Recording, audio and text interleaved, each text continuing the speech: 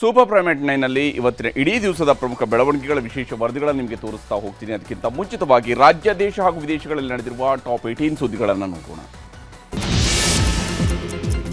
November ಕ್ರಾಂತಿ ಚರ್ಚೆಯ ನಡುವೆ ಉಪಮುಖ್ಯಮಂತ್ರಿ ಡಿಕೆ ಶಿವಕುಮಾರ್ ದೆಹಲಿಗೆ ತೆರಳಿದ್ದಾರೆ. ದೆಹಲಿಯ ಕರ್ನಾಟಕ ಭವನದಲ್ಲಿ ಸುಪ್ರೀಂ ಕೋರ್ಟ್ನಲ್ಲಿ ಮೇಕೆದಾಟು ಸೇರಿದಂತೆ ರಾಜ್ಯದ ನೀರಾವರಿ ಯೋಜನೆಗಳ ಅರ್ಜಿಗಳ ವಿಚಾರಣೆಗಳ ಕುರಿತು ಹಿರಿಯ ವಕೀಲರ ಜೊತೆಗೆ ಚರ್ಚೆ ನಡೆಸಿದ್ದಾರೆ. ರಾತ್ರಿ ರಾಷ್ಟ್ರೀಯ ಕಾಂಗ್ರೆಸ್ ಅಧ್ಯಕ್ಷ ಮಲ್ಲಿಕಾರ್ಜುನ ಖರ್ಗೆ, ಎಐಸಿಸಿ ಪ್ರಧಾನ ಕಾರ್ಯದರ್ಶಿ ಕೆಸಿ ವೇಣುಗೋಪಾಲ್ ಅವರನ್ನು ಭೇಟಿ ಮಾಡಿ ಮಾತುಕತೆ ನಡೆಸುವ ಸಾಧ್ಯತೆ ಇದೆ. ರಾಜ್ಯದಲ್ಲಿ ಸಂಪುಟ ಪುನಾರಚನೆ ಚರ್ಚೆ ಜೋರಾಗಿದ್ದು, ಸಚಿವ ಸ್ಥಾನದ ಆಕಾಂಕ್ಷಿಗಳಿಗೆ ಹೈಕಮಾಂಡ್ ಖಡಕ್ ವಾರ್ನಿಂಗ್ ಕೊಟ್ಟಿದೆಯಂತೆ. ಸಚಿವ ಸ್ಥಾನ ಉಳಿಸಿಕೊಳ್ಳುವವರು ಮತ್ತು ಪಡೆದುಕೊಳ್ಳುವವರಿಗೆ ಹೈಕಮಾಂಡ್ ವಾರ್ನಿಂಗ್ ಕೊಟ್ಟಿದೆ. ಯಾರು ದೆಹಲಿಗೆ ಬರಬೇಡಿ, ಪಕ್ಷದ ಕೆಲಸ ಇದ್ದರೆ ಮಾತ್ರ ದೆಹಲಿಗೆ ಬಂದು ಭೇಟಿಯಾಗಿ, ಉಳಿದ ವಿಚಾರಕ್ಕೆ ಯಾರು ಬರುವುದು ಬೇಡ ಅಂತ ಖಡಕ್ ಸೂಚನೆ ನೀಡಿದ್ದಾರೆ.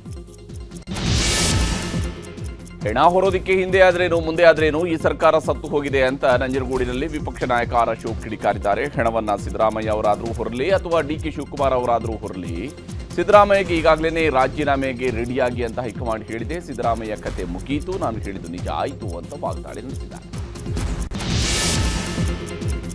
ಕಲಬುರಗಿಯ ಚಿತ್ತಾಪುರದಲ್ಲಿ ಆರ್ಎಸ್ಎಸ್ ಪಥಸಂಚಲನ ಸಂಘರ್ಷದ ಬಗ್ಗೆ ಬೆಂಗಳೂರಿನಲ್ಲಿ ಎಜಿ ಶಶಿಕಿರಣ್ ಶೆಟ್ಟಿ ನೇತೃತ್ವದಲ್ಲಿ ಸಭೆ ನಡೆಸಲಾಗಿದೆ. ನವೆಂಬರ್ 13 ಅಥವಾ 16ರಂದು ಪಥಸಂಚಲನಕ್ಕೆ ಅನುಮತಿ ನೀಡುವಂತೆ ಸಭೆಯಲ್ಲಿ ಆರ್ಎಸ್ಎಸ್ ಮುಖಂಡರು ಮನವಿ ಮಾಡಿದ್ದಾರೆ. ಸಂಜೆ 3 ಗಂಟೆಯಿಂದ 6 ಗಂಟೆಯ ತನಕ ಪಥಸಂಚಲನಕ್ಕೆ ಅವಕಾಶ ಕೊಡಿ. 850 ಜನ ಗಣವೇಷಧಾರಿಗಳು ಮಾತ್ರ ಪಥಸಂಚಲನದಲ್ಲಿ ಭಾಗಿಯಾಗ್ತಾರೆ. 4 ಸಾಲಿನ ಬದಲು 3 ಸಾಲಿನಲ್ಲಿ ಪಥಸಂಚಲನವನ್ನು ಮಾಡ್ತೀವಿ. ಪಥಸಂಚಲನದಲ್ಲಿ ಕಲಬುರಗಿ ಜಿಲ್ಲೆಯವರನ್ನು ಹೊರತುಪಡಿಸಿ ಹೊರಗಿನವರಿಗೆ ಅವಕಾಶ ಕೊಡುವುದಿಲ್ಲ ಅಂತ ಆರ್ಎಸ್ಎಸ್ ಮುಖಂಡರು ಪ್ರಸ್ತಾವನೆ ಸಲ್ಲಿಸಿದ್ದಾರೆ. ಚಾಮರಾಜನಗರದ ಗುಂಡ್ಲುಪೇಟೆಯಲ್ಲಿ ಕೆರೆಗಳಿಗೆ ನೀರು ತುಂಬಿಸಬೇಕು, ಕಾಡು ಪ್ರಾಣಿಗಳ ಹಾವಳಿ ತಪ್ಪಿಸಬೇಕು ಅಂತ ರೈತರು ಪ್ರತಿಭಟನೆಯನ್ನು ನಡೆಸುತ್ತಿದ್ದಾರೆ. ರೈತರ ಪ್ರತಿಭಟನೆಯಲ್ಲಿ ವಿರೋಧ ಪಕ್ಷದ ನಾಯಕ ಆರ್ ಅಶೋಕ್, ಛಲವಾದಿ ನಾರಾಯಣಸ್ವಾಮಿ, ಸಂಸದ ಯದುವೀರ್ ಹಾಗೆಯೇ ಮಾಜಿ ಸಂಸದ ಪ್ರತಾಪ್ ಸಿಂಹ ಕೂಡ ಭಾಗಿಯಾಗಿದ್ದರು. ಸರ್ಕಾರಕ್ಕೆ ರೈತರ ಕಷ್ಟ ಅರ್ಥ ಆಗ್ತಾ ಇಲ್ಲ ಅಂತ ಬಿಜೆಪಿ ನಾಯಕರು ವಾಗ್ದಾಳಿ ನಡೆಸಿದರು.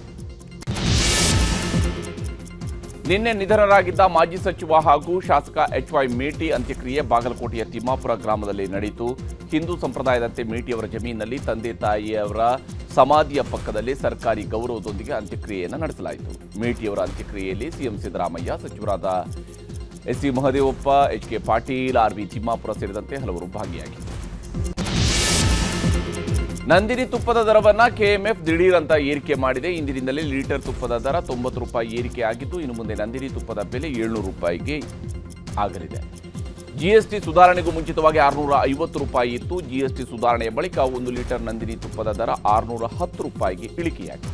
ಈಗ 90 ರೂಪಾಯಿ ಕೆಎಂಎಫ್ ಬೆಲೆ ಏರಿಕೆ ಮಾಡಿದೆ. ಸರ್ಕಾರದ ವಿರುದ್ಧ ಬಿಜೆಪಿ ಕಿಡಿಕೇರಿದ್ದು, ಬೆಲೆ ಏರಿಕೆಯಲ್ಲಿ ಸಿಎಂ ದಾಖಲೆ ಬರೀತಾ ಇದ್ದಾರೆ ಅಂತ ವಾಗ್ದಾಳಿ ನಡೆಸಿದೆ. ಧರ್ಮಸ್ಥಳದಲ್ಲಿ ಶವಗಳನ್ನು ಹೂತಿಟ್ಟ ಆರೋಪ ಪ್ರಕರಣಕ್ಕೆ ಮತ್ತೆ ರಾಜ್ಯ ಮಹಿಳಾ ಆಯೋಗ ಎಂಟ್ರಿ ಕೊಟ್ಟಿದೆ. ಎಸ್ಐಟಿ ಮುಖ್ಯಸ್ಥರಿಗೆ ರಾಜ್ಯ ಮಹಿಳಾ ಆಯೋಗ ಪತ್ರ ಬರೆದಿದೆ. ಮಹಿಳೆಯರಿಗೆ ಸಂಬಂಧಿಸಿದ ಪ್ರಕರಣಗಳ ಸಮಗ್ರ ತನಿಖೆ ಮಾಡಿ ಮಾಹಿತಿ ನೀಡುವಂತೆ ಮನವಿ ಮಾಡಿದೆ. ಕರೂರು ಕಾಲ್ತುಳಿತ ದುರಂತದ ಬಳಿಕ ಇದೇ ಮೊದಲ ಬಾರಿಗೆ ತಮಿಳಿಗ ವೆಟ್ರಿ ಕಳಗಂ ಪಕ್ಷದ ಸಾಮಾನ್ಯ ಸಭೆ ನಡೆಯಿತು. ಚೆನ್ನೈನಲ್ಲಿ ನಡೆದ ಸಭೆಯಲ್ಲಿ ಮುಂದಿನ ವರ್ಷ ನಡೆಯುವ ವಿಧಾನಸಭಾ ಚುನಾವಣೆಗೆ ಟಿವಿಕೆ ಪಕ್ಷದ ಸಿಎಂ ಅಭ್ಯರ್ಥಿಯಾಗಿ ದಳಪತಿ ವಿಜಯ್ ಅವರ ಹೆಸರನ್ನು ಅಧಿಕೃತವಾಗಿ ಘೋಷಿಸಲಾಗಿದೆ. 2026ರಲ್ಲಿ ನಿಜವಾದಂತಹ ಸ್ಪರ್ಧೆ ಡಿಎಂಕೆ ಮತ್ತು ಟಿವಿಕೆ ನಡುವೆ ನಡೆಯಲಿದೆ ಅಂತ ವಿಜಯ್ ಹೇಳಿದ್ದಾರೆ. ನಿನ್ನೆ ಛತ್ತೀಸ್ಗಢದ ಬಿಲಾಸ್ಪುರ ರೈಲು ನಿಲ್ದಾಣದಲ್ಲಿ ಗೂಡ್ಸ್ ರೈಲಿಗೆ ಪ್ಯಾಸೆಂಜರ್ ರೈಲು ಡಿಕ್ಕಿ ಹೊಡೆದಿತ್ತು. ಈ ಭೀಕರ ಅಪಘಾತದಲ್ಲಿ ಮೃತಪಟ್ಟವರ ಸಂಖ್ಯೆ 11ಕ್ಕೆ ಏರಿಕೆಯಾಗಿದೆ. ಗಂಭೀರವಾಗಿ ಗಾಯಗೊಂಡಿರುವ 20 ಜನರಿಗೆ ಆಸ್ಪತ್ರೆಯಲ್ಲಿ ಚಿಕಿತ್ಸೆ ನೀಡಲಾಗುತ್ತಿದೆ. ಜಮ್ಮು ಕಾಶ್ಮೀರದ ಕಿಶ್ತ್ವಾರ್ ಜಿಲ್ಲೆಯಲ್ಲಿ ಭಯೋತ್ಪಾದಕರು ಮತ್ತು ಭದ್ರತಾ ಪಡೆಗಳ ನಡುವೆ ಗುಂಡಿನ ಚಕಮಕಿ ನಡೆದಿದೆ. ಚತ್ರು ಪ್ರದೇಶದಲ್ಲಿ ಅಡಗಿರುವ ಭಯೋತ್ಪಾದಕರನ್ನು ಸದೆಬಡಿಯಲು ಭಾರತೀಯ ಸೇನೆ ಆಪರೇಷನ್ ಆರಂಭಿಸಿದೆ. ಜಮ್ಮು ಕಾಶ್ಮೀರ ಪೊಲೀಸರು ಮತ್ತು ಭದ್ರತಾ ಪಡೆಗಳು ತೀವ್ರ ಹುಡುಕಾಟ ನಡೆಸ್ತಾ ಇವೆ. ಪಾಕಿಸ್ತಾನ ವಿರುದ್ಧದ ಆಪರೇಷನ್ ಸಿಂಧೂರ್ ಕಾರ್ಯಾಚರಣೆಯನ್ನು ಭಾರತೀಯ ವಾಯುಪಡೆಯ ಮುಖ್ಯಸ್ಥ ಅಮರ್ಪ್ರೀತ್ ಸಿಂಗ್ ಶ್ಲಾಘಿಸಿದ್ದಾರೆ. ಯಾವುದೇ ಯುದ್ಧವನ್ನು ಹೇಗೆ ನಿಲ್ಲಿಸಬೇಕು ಎಂದು ಜಗತ್ತು ಭಾರತದಿಂದ ಕಲಿಯಬೇಕು ಅಂತ ಕೂಡ ಹೇಳಿದ್ದಾರೆ. ನಿರ್ಧಾರಗಳಲ್ಲೇ ಜಗತ್ತಿನ ಹಲವು ದೇಶಗಳು ತಪ್ಪುದಾರಿಗೆ ಹೋಗ್ತಾ ಇದ್ದಾವೆ.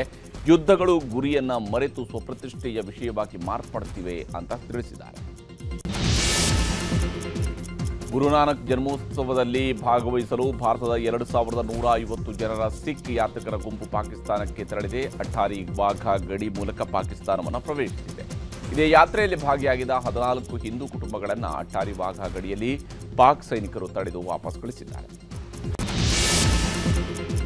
ಅಮೆರಿಕದಲ್ಲಿ ಸರಕುಗಳನ್ನು ಸಾಗಿಸುತ್ತಿದ್ದ UPS ಕಾರ್ಗೋ ವಿಮಾನ ಪತನಗೊಂಡಿದೆ. ದುರ್ಘಟನೆಯಲ್ಲಿ 3 ಸಾವಿಗೀಡಾಗಿದ್ದಾರೆ. ಕೆಂಟಕಿ ಅಂತಾರಾಷ್ಟ್ರೀಯ ವಿಮಾನ ನಿಲ್ದಾಣದಲ್ಲಿ ಈ ಘಟನೆ ನಡೆದಿದೆ.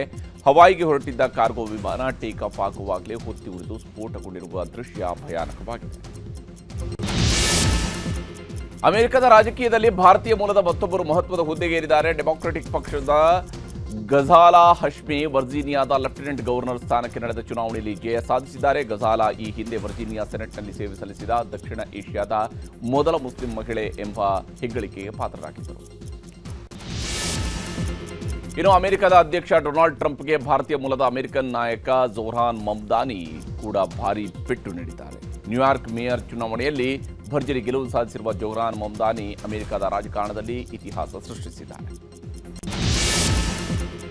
ಮಹಿಳಾ ಏಕದಿನ ವಿಶ್ವಕಪ್ ಟ್ರೋಫಿ ಗೆದ್ದಿರುವ ಭಾರತೀಯ ಮಹಿಳಾ ತಂಡ ಪ್ರಧಾನಿ ಮೋದಿಯವರನ್ನ ಭೇಟಿಯಾಗಿದೆ. ದೆಹಲಿಯ ಪ್ರಧಾನಮಂತ್ರಿ ನಿವಾಸದಲ್ಲಿ ಹರ್ಮನ್ಪ್ರೀತ್ ಕೌರ್ ನಾಯಕತ್ವದ ತಂಡ ಪ್ರಧಾನಿ ಮೋದಿಯವರ ಜೊತೆಗೆ ಔತಣಕೂಟದಲ್ಲಿ ಭಾಗಿಯಾಗಿದ್ದರು. ಭಾರತದ ಮಹಿಳಾ ಆಟಗಾರರು, ಕೋಚ್ ಸೇರಿದಂತೆ ತಂಡದ ಸದಸ್ಯರನ್ನ ಪ್ರಧಾನಿ ಮೋದಿ ಸನ್ಮಾನಿಸಿ ಶುಭ ಕೋರಿದರು.